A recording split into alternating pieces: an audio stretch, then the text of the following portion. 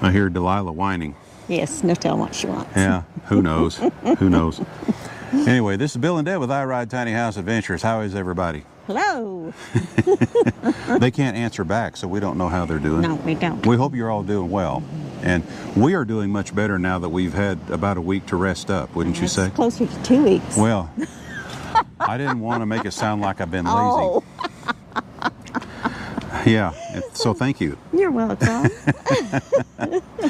Anyway, we thought we would give you all an update on how far we've gotten with the trailer. We're back up here in Northwest Arkansas now, and we have a spot here that we can stay at for a month or two, or however long it takes to go ahead and wrap things up. We have a long way to go still, but at least we're able to sleep, shower, go to the bathroom, and watch TV. Yeah, and cook a meal in the toaster oven. We just got that yesterday. Yeah, we just finally got the toaster oven. And we got our refrigerator. And we can do all this in the comfort of air conditioning, which we are so tickled about, wouldn't you say? Yes. Yeah, absolutely. Anyway, we're taking care of other things too. We had doctor's appointments and stuff like that, and I had to have another deal done on top of my head, but this one wasn't near as intense as the first one was. That's right. And hopefully we have those little skin cancer things taken care of now. Yeah. But I feel great. I feel great. I'm ready to get back to work. Good. We're going to show you what we've got done so far. We're going to walk around the trailer first. But once we do step inside, you know, don't expect a whole lot, because this is what you would call a definite rough-in stage. And we still have cabinets to go in the kitchen. Let's remind. We've got our insulation in the walls and ceiling and floor. This is true. We have our walls up. Yep. They're not all painted, but they're up. We have our ceiling up. Yep. Partly painted. Yep.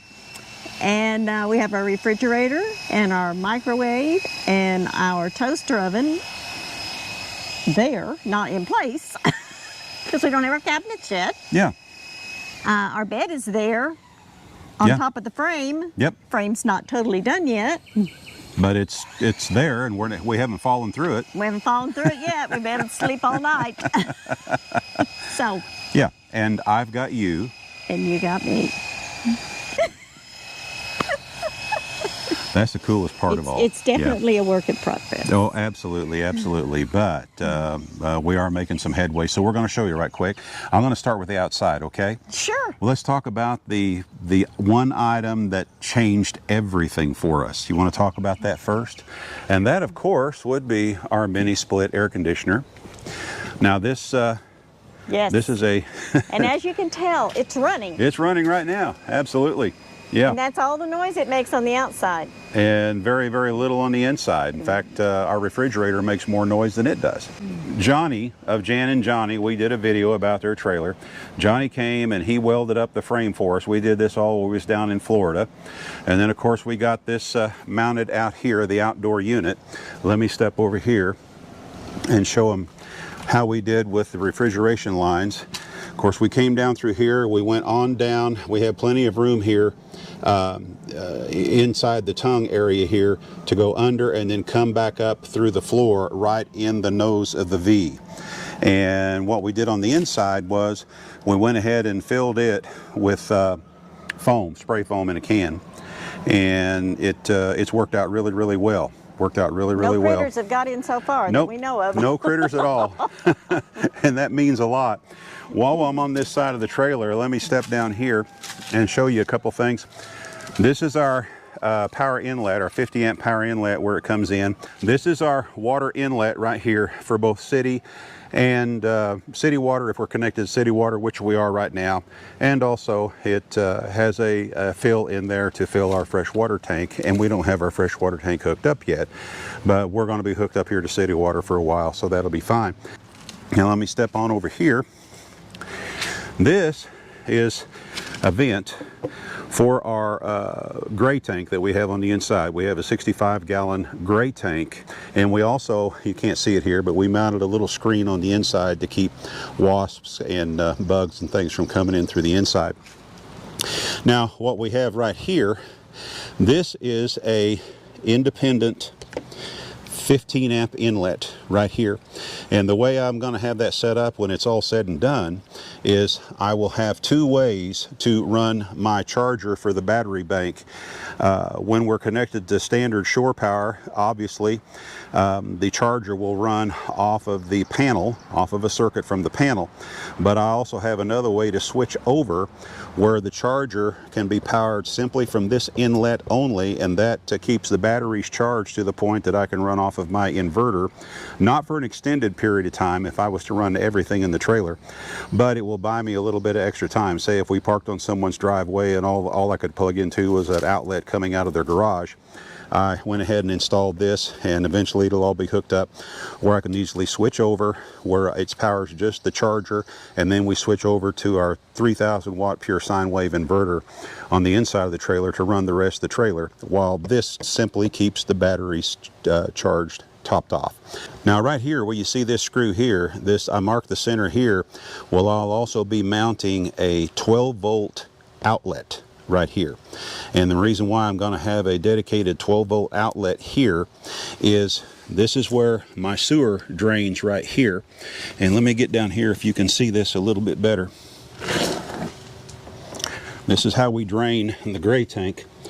But as you can see, I've got a 3/4 inch ball valve right there, and then there is a 3/4 inch hose bib on the end of that where you screw just a standard garden hose onto it.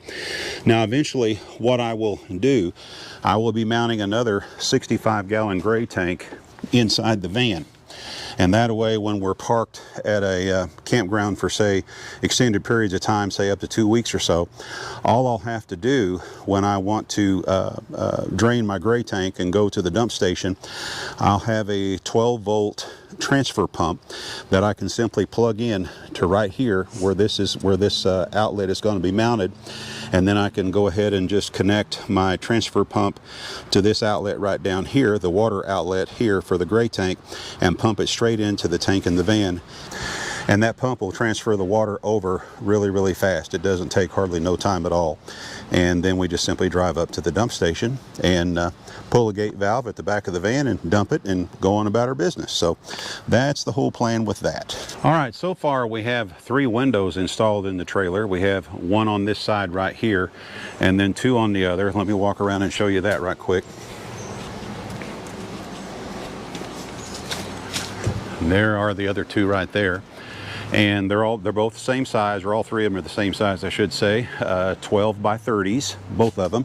They fit between the metal studs perfectly. Now, I do owe you all an apology. We did shoot some video when we were installing these, but me being such an idiot, I lost the footage. I lost some of the footage when I was cleaning up my phone one day. But basically what we did, if you'll recall, we first installed backer boards while we were insulating the trailer. The first thing we did, we went ahead and glued up backer boards between the studs where we knew the windows were going to go. And then we ran a 1/4 inch bolt right through the center and stubbed it out on the outside and put a nut on the outside of it. And then we went ahead and finished insulating the trailer on the inside. Then when it was time to install the windows and we got them in, we took the trim rings and we made a pattern. And Deb's holding the pattern right here. And Johnny helped. And Johnny helped. I'm so happy that Johnny was there to help with this. Me too. Yeah, but as you can see here, I marked the center and I drilled a 1/4 inch hole right through the center. And then all we had to do when we laid the pattern up, because we already had those 1/4 inch bolts ran through all 3 windows, all we had to do was take the nut off of the outside on that bolt, slip that over the bolt, screw the nut back down, straighten the pattern up to where it was pleasing to the eye, trace off our pattern, cut out the hole, and slide the window in. And then, of course, put it together on the inside with the trim rings that came with the windows. And it worked beautifully. It really did work. And where did we get our windows? We got our windows at Vintage Technologies and look them up. You can simply type in Vintage Technologies and they'll pop up, but they have windows of all different size. And the lady that we talked to was Diana, I believe. I believe so. And she is the most wonderful lady and very... And we'll be talking to her again because we've got a couple of more windows to order. Exactly. We intend on putting 2 more windows, one in each of the side doors here. See? Yeah. Use Right. your imagination. Won't that be cool? Yeah. That will be cool to have one in each of the, and that'll help because this is just a big old slab, you know, going down the side right here. So anyway, that's how we did the windows. It's real simple. Anybody could do it. It just makes it so easy to do that, you know, the way we did it. And I had this idea for a long time, and I was real excited to try it, and it worked just exactly the way I thought it would. So there you go. Also, while we were down in Florida, the trailer manufacturer wanted $400 for scissor jacks for all 4 corners, and we bought these online for $129 for a full set of 4. Bought them at Amazon. And they're right? 5,000 pounds? Yeah, they're 5,000 pound scissor jacks, so they, you know, and they're really good scissor jacks. They're really nice. And Johnny welded them on for us, so we're tickled to death that we had Johnny there to help. Absolutely. We can't thank Johnny enough. We can't thank Marvin and Mary enough. We can't thank Den, the cockeyed camper, enough for all of the support and the help that they all provided for us. Plus and it's all just of been you. awesome. Huh? Plus everyone else that's been Plus encouraging. everyone else has been, it's all been encouraging the whole time. Anyway, we're going to try to get away from some of this noise and step inside, and we'll show everybody what it's like on the inside.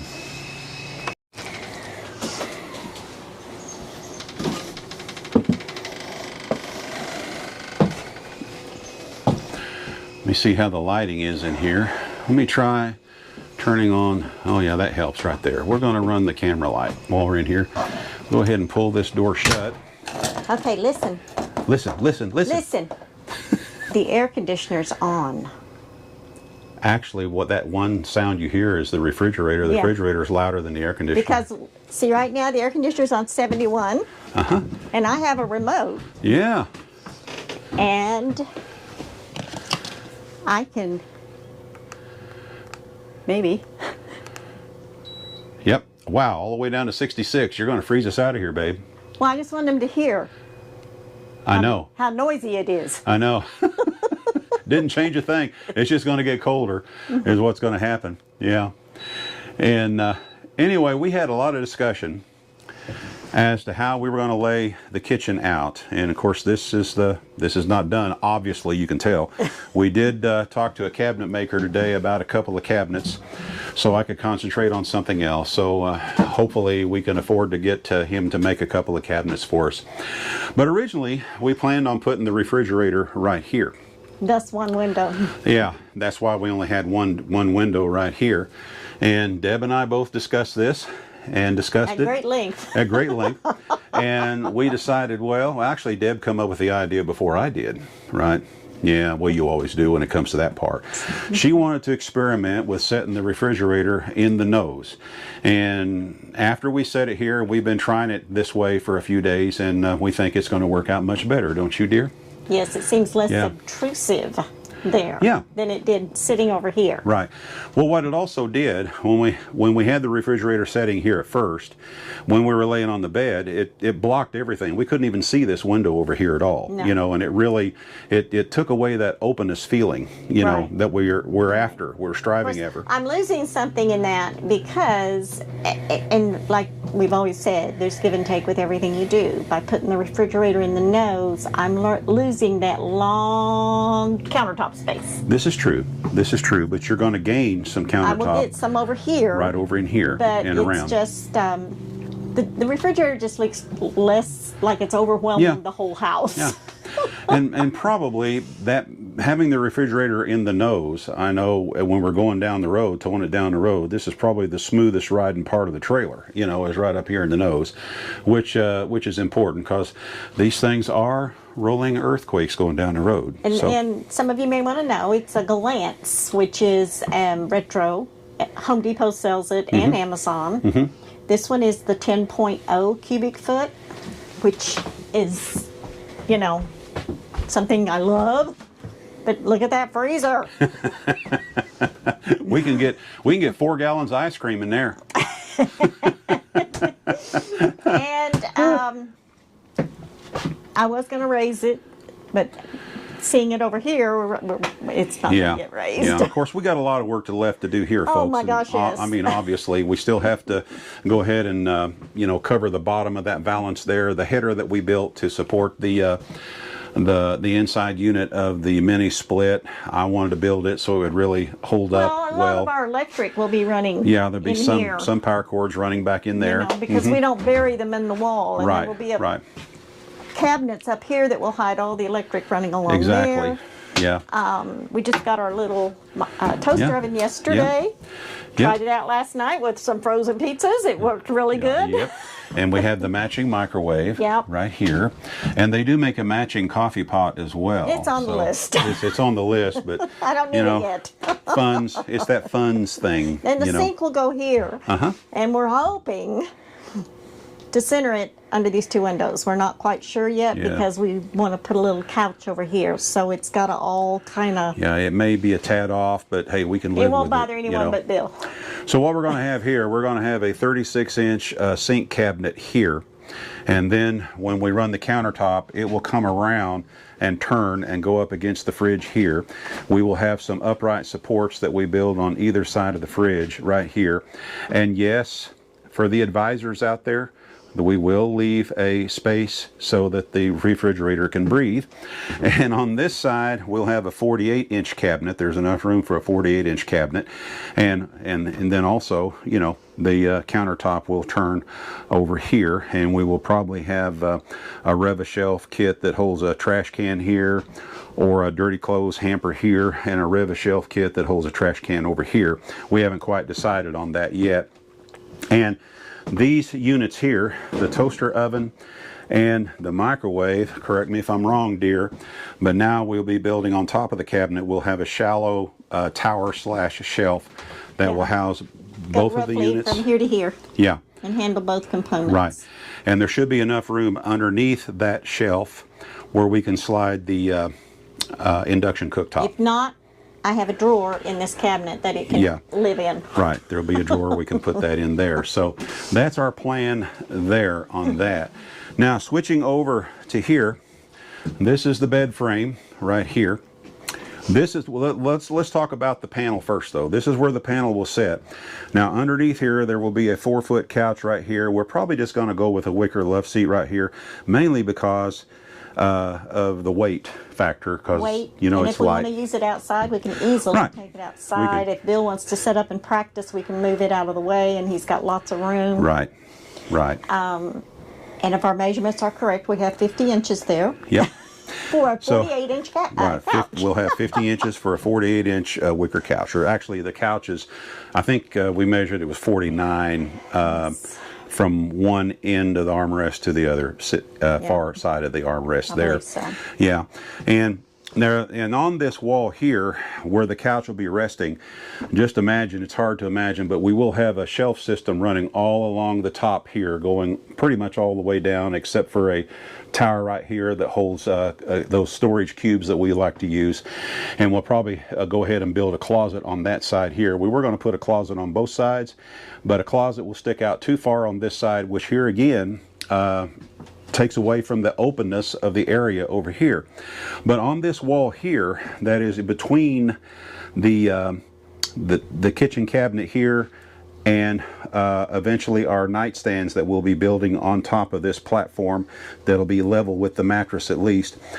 Between there, we will build this wall out to the thickness of this panel, and this is what we're going to call our utility wall. It'll be covered. We may have room to leave open areas here and there for shelving and stuff like that, but for the most part, this is where most all the utility stuff will go. Wiring will go in here. There will be a drain tube coming from the kitchen sink that will run down to the gray tank, which sits underneath the bed and back over here on back over there is where the gray tank sits. And yes, we have built this in such a way, if we had to get these tanks out, the freshwater tank is here, the gray tank is here, the water heater is right there, and the gray tank is behind it. But we have built this in such a way where we can take a few things apart and get the tanks out if we needed to for one reason or another. So that's how that will go. So this utility wall, which will be built in here, and it will be roughly 4 inches thick, and it will come up to where it stops right up underneath the shelf system that will run all along the top right here. Most all the wiring will run behind the shelf system, behind false panels. So all the wiring will be loomed out going down these walls, different directions, wherever we got to take power, wherever we need to go with power. And that is yet to be determined where we're going to run, you know, all of our circuits and have all our receptacles and things like that. For now, we do have 2 temporary circuits. We do have a dedicated circuit ran to the water heater right now, and then we've got 2 temporary circuits. And a dedicated circuit running to the mini And a dedicated circuit running to the mini split, of course. Of course. Yeah. Now, these steps that go around the bed, the platform that goes around the bed, the inverter is underneath this step, and eventually when we have the finished treads, these are just scraps we use for now. When we have the finished treads, we'll have them where we can lift them out to get to items to service it. The water pump for the freshwater system will be right in this cavity here where you see these boxes, and I will have an access door here that I can open and get to the water pump to service it easily. We're trying to make all this stuff as easy and simple as possible, and directly at underneath the foot of the bed where Deb is sitting, that's where the battery bank is and everything. And of course, when we get all done and get it skinned properly, right now we just have foam board insulation tacked on it all the way around to keep Delilah out of it. Yes, we don't want her in our battery. No, she doesn't need to be in there. She does not need to be in there. And yes, we did put panels in there and seal them with Lexel. And when we're all done, well, all your components are setting up. Right, and all of our components are setting up off of the floor. When this is all said and done, that compartment will be sealed. So if we did have a water leak of any kind, there will be loads of protection to keep those components from getting wet. Right. But I plumbed all this myself, and this is my second plumb job. And the first one went much easier. This one went much easier, and the first one never, ever, ever, ever leaked. Never. And we did it all in PEX, and of course we did it the same way with this one. Now, of course our mattress is a full queen, which is 80 inches long. Now, we did build this platform back a little bit and cantilevered over the supports for the mattress by 6 inches. We have discovered that since it's not going wall to wall anyway, I can sleep on a shorter mattress. So we are strongly considering a short queen. And we're thinking, I don't know, maybe some of you guys know, this is a memory foam mattress, and we're wondering if we can just cut it 6 inches to see before we buy a new one. Right. So maybe some of you would know that. Yeah. Well, we've read up on it and then looked at some YouTube videos, and I think everybody says the best way to cut it is with an electric knife. So we're going to look into that. So I'd just like to know if anyone's had experience doing that. Right. So, you know, if we do that, then, I mean, I can walk down through there with no problem whatsoever. Yeah. But if we go ahead and shorten the mattress by... Oh, yeah. Deb has no issues at all, as you can see. It's a little more cumbersome for me, but nothing I can't handle, you know. But... and of course, these platforms also, these cavities that you see here, keep in mind that there will be columns going up on either side of the TV, you know, roughly the same width as the treads, the steps themselves, going up, and they too will serve as chaseways for wiring that has to come across and go that direction. And my grandkids said columns, they were thinking thick columns. No, there'll only be about 3 inches thick. Or 4. They're only going to be as thick as the depth of the TV. Right. And the way we mounted the TV this time is I did some research on French cleats. There's all kinds of YouTube videos out there about how to make a French cleat. Yeah, go ahead and pull it off the wall and we'll show them that. Deb can do this all by herself. But all a French cleat is you take a board, and I think in this case you can see that piece of plywood there. I think originally it started out like 12 inches wide, and then I ripped it down the middle on a 45-degree angle, and you can see which way that angle is going there, and the other board was screwed up against the wall there. And then when you lay that up in there, it mounts, you know, it slides right in. It ain't going nowhere. Of course, we never, ever, ever travel with the TV hung when we're going down the road. So this is where the TV actually slides in, right there. And all I had to do was just countersink these holes so that the screws that I had would go ahead and screw into the mounting points on the back of the TV. And this board I put here just to balance the TV out so that it lays completely flat against the wall right there. And then I put these on each end so there's no question as to how to line it up to get it centered. And it worked beautifully, and I did that with scraps. Right. You know, with scraps. So right. Can you put it back by yourself? Yep. She does it all the time. She does it all the time.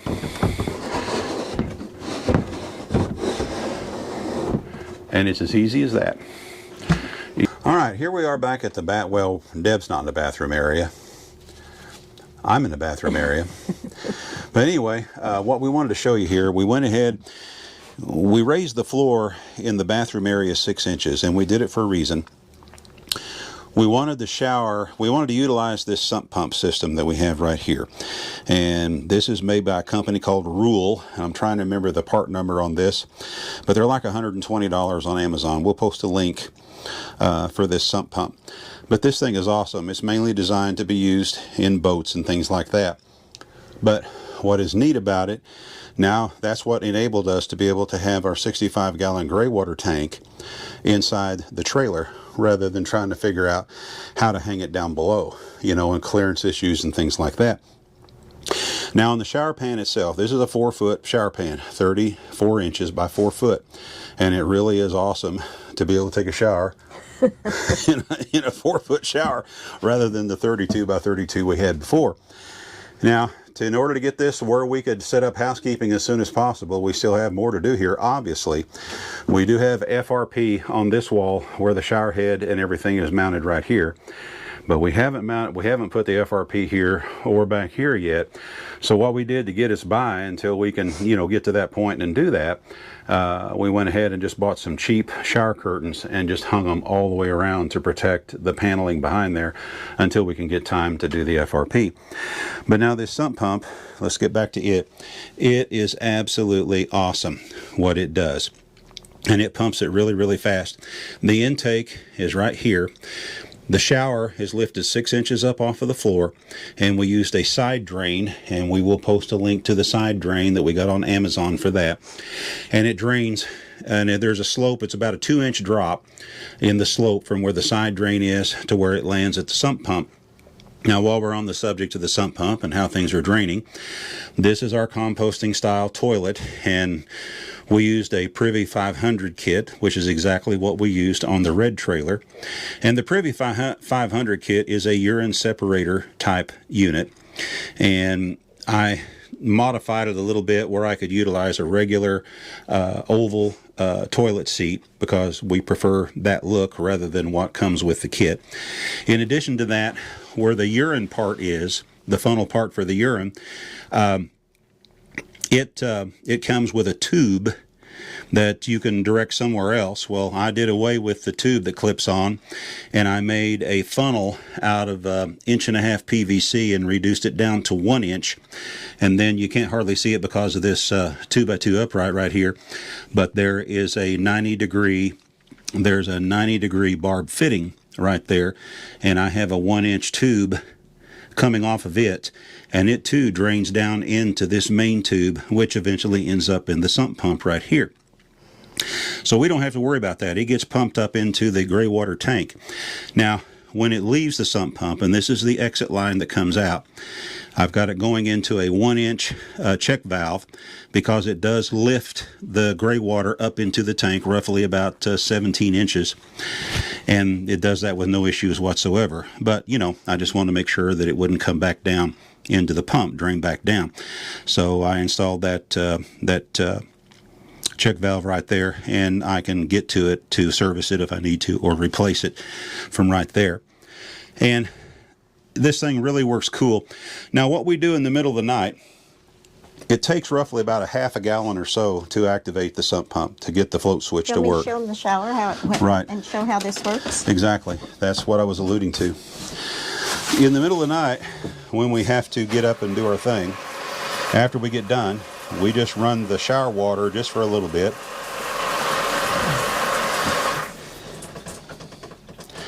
And eventually, There you go. There it goes. Like a flushing toilet. Yeah, it flushed right on out.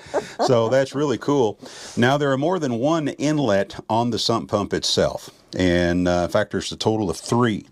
And when we mount the vanity sink, which will be in this area right here, I will be running another tube from here down into the sump pump, and it will go into another one of those inlets, probably one of them that are up higher to the top of the sump pump, because I've got plenty of slope there, of course. And so then when we wash our hands or whatever here after we get done doing number 1 in the potty, that will serve as the flushing mechanism, you might say. So it works out real well. And of course, the rest of this flooring will be secured down. This will be left where we can pop it out. It'll be a floating type area right here. What we're going to do is cover this whole thing with a sheet of vinyl, flooring vinyl, and then we'll of course slit it where this board can come off. And to cover up the joints, we'll probably just use a bathroom rug or something like that. Possibly, to be determined. Yeah, still yet to be determined. We may come up with a different solution for that. But Yes. We do have to have it where that panel, which is laying Because you right have there. to clean it, especially Right. with my long hair. I have to clean the filter probably once a month. Right. Yeah, periodically you have to go in. It's real easy. The top just pops right off of it, real simple. And it's got a screen there that traps hair and things like that. And then you can get it out real easy. But it's really, really cool the way it works. What we like about the Privy 500 kit, we don't have to worry about taking a separate container and going out somewhere and, watering a tree with it. Well, we don't have to worry about black tank. And we don't have to worry about black tank with the system that we use. And we have used this type of system for over 2.5 years now, and it has worked beautifully for us. Mm-hmm. Hasn't it? Yes, Yeah. love it. So, And we just got our light up. yeah, I finally Day or got two one of our ago. lights up so we could see better in the bathroom, and we will have another light in the shower itself, right there. We bought a total of 15 of these, and we have 13 places for 13 of So them. far. So far. We may figure out where to go with the other one, because if you all recall, in the red trailer, one of my biggest complaints was I didn't have enough lighting. Right. And I'm not going to hear it. Yeah. So we're going to have one here, one in the shower, Yeah. and one above the mirror at the vanity. Yeah. Yep. There'll be So one if there. you can't So see in the bathroom, we have an issue. be a light above there. And well, actually, the light will be more above here where the vanity's Right. going to be, and then we're going to have a storage tower over Right here. there. This is temporary, of course. This thing Yes. right here is temporary. Absolutely temporary. And so anyway, the floor in the bathroom is first we were just going to raise this part 6 inches, have this drop down to the original floor, but we noticed that when we started doing it that way, that when you come stepping off of here, which is 8.5 inches high, then you step down to this floor and turn around and step right back up again. It was just too cumbersome. Especially in the middle of the night. Yeah, yeah. So we decided, what the heck, let's just go ahead and raise the whole floor. It'll make it simpler.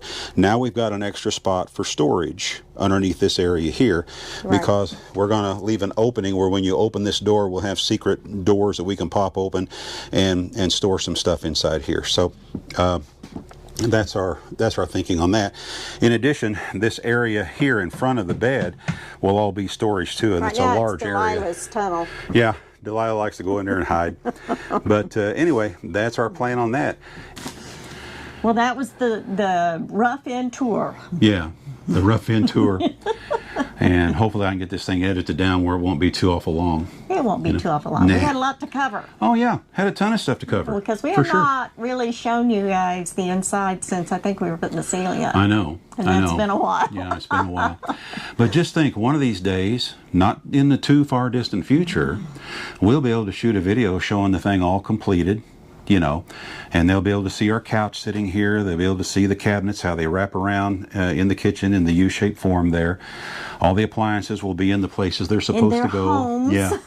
Won't be any exposed wiring and stuff That's like right. that. That's the goal Yeah. soon. And Deb this time is decorating in, we're going to paint everything white, pretty much, and then we're accenting with red. Is that correct? That is correct. Is that what you're thinking this time? Yes. So I think it's going to look really cool. Well, of course we're going to do it in red, because look, we got the we're retro committed. red appliances. The minute we bought the microwave, That's we were right. committed. So anyway, and who knows how long it'll take. The budget is really getting tight from here on out. Oh, by the way, we need to tell them how much money we've spent so far. Oh, okay. Do you remember? I remember. Okay, you do it Okay. then. I've wiped it from my brain. Yeah. What we have spent so far, and this includes the cost of the trailer to start and everything to this point. It does not include, buying gas to run back and forth to Lowe's and things like that. No, it just includes material. And it's some material we still have left. Right. We have like our kitchen sink we've already got. We've got our wiring we've already bought. We've got, some of this we've got. Yeah, keep We're that in not mind. done spending, Right. but A lot of stuff we already have. Yeah, okay. because we bought it ahead of time. Right.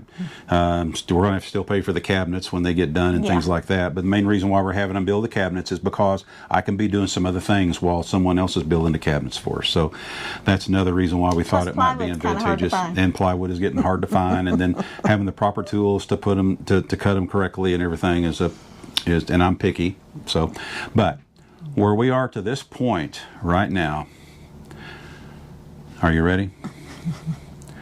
$17,300. Yes, and that includes the trailer. That includes the cost of the trailer. So hopefully when it's all said and done, we'll be in around 20. That's Or maybe a tad over, but somewhere in that ballpark when we finally get it all done. Now, I know that's going to be a big discussion. yes. Why spend that kind of money when you could go out and buy a used RV for that? We'll let you all talk about that among yourselves. Yeah.